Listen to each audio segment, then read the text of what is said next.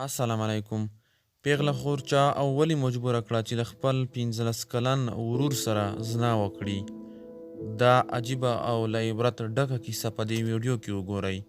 خو لومړی درڅخه غوښتنه کوو چې زموږ چینل هم سبسکرایب کړئ.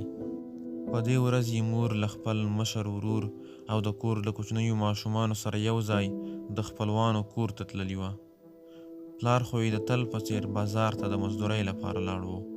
15 کلن هلک هم چې نورو ورځو به ښوونځي ته تلو، خو نن د خپلې پیغلې خور سره یوازې په کور کې په دې پلمه پاتې شو چې ګنې په کور کې څوک نشته. دواړه خور او ورور په کوټه کې یوازې ناست وو، تر دې چې د ساعت ستن تر 11 بجو ورسېده او غرمه شوه. دوی هم غرمنۍ وکړه. دا چې د اوړي اوږده ورځ وه، نو دواړه د آرام لپاره په خپلو ځایونو کې اوږده وغځېدل. 15 کلن هلک له لږ سوچ وروسته المارۍ ته وکتل او ویې لیدل چې د مشر ورور څخه یې موبایل پاتې دی. نو آرام له خپل ځایه راپاڅېده، موبایل یې راواخیسته او بیرته خپلې بسترې ته ستون شو. د موبایل ګیلري یې خلاصه کړه، د عکسونو او ویډیوګانو په کتلو یې پیل وکړ. د څو دقیقو وروسته یې ناڅاپه یو فولډر ته پام شو چې د لوڅو انګریزي فلمونو څخه ډک و.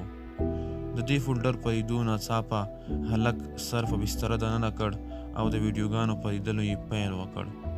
د یو څو ویډیوګانو د کتلو وروسته یې شیطان په زړه کې رنګارنګ غلط فکرونه وروستل. د ځوانۍ نشه او خواهش خو هم ډېر خطرناک وي.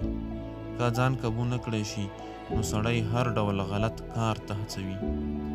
15 کلن هلک هم چې د ځوانۍ لومړی پړاو یې و، د شیطان لاس پرې بر شو. جنسي خواهش یې په زور کې راغی او فکر یې وکړ چې خپله خور په یو څه چل راضي کړي چې زنا ورسره وکړي. له بسترې یې غلی سر را اوچت کړ. خور یې ولیده چې په خوب راغلې وه. د لږ سوچ کولو وروسته یې په خور باندې غږ کړ. خور یې هم چې د خوب په لومړي پړاو کې وه، له خوبه راپاڅېده. ورور ورته وویل، راځه د لالا څخه موبایل پاتې دی، شیان به پکې وګورو. خور یې هم په خوبجن حالت کې د ورور څنګ ته ورنږدې شوه. موبایل یې خور ته ورکړ او د شیانو په لیدلو یې پیل وکړ. که څه هم هلک پوهېده چې په موبایل کې بربنډ انګریزي فلمونه شته، خو خور ته یې څه ونه ویل. څو شېبې وروسته یې خور هم همدغو فلمونو ته پام شو او هکه حیرانه شوه.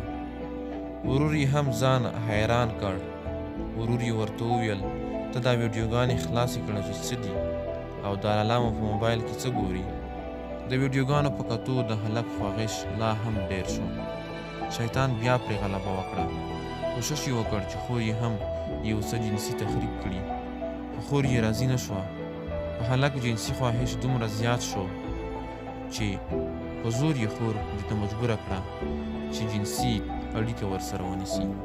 د دې ستر ګناه او شرمناک کار لامل څه و؟ ټوله نتیجه دا شوه چې په خپلو موبایلونو کې باید داسې فلمونه او ویډیوګانې ونه ګرځوو چې هغه د اسلام مبارک دین خلاف وي.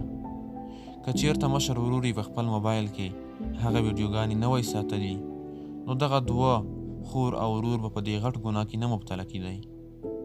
یعنې د دې کیسې اصلي نتیجه هم دا ده چې موږ باید په خپل موبایلونو کې داسې شیان ونه ګرځوو چې هغه د اسلام د مبارک دین خلاف وي.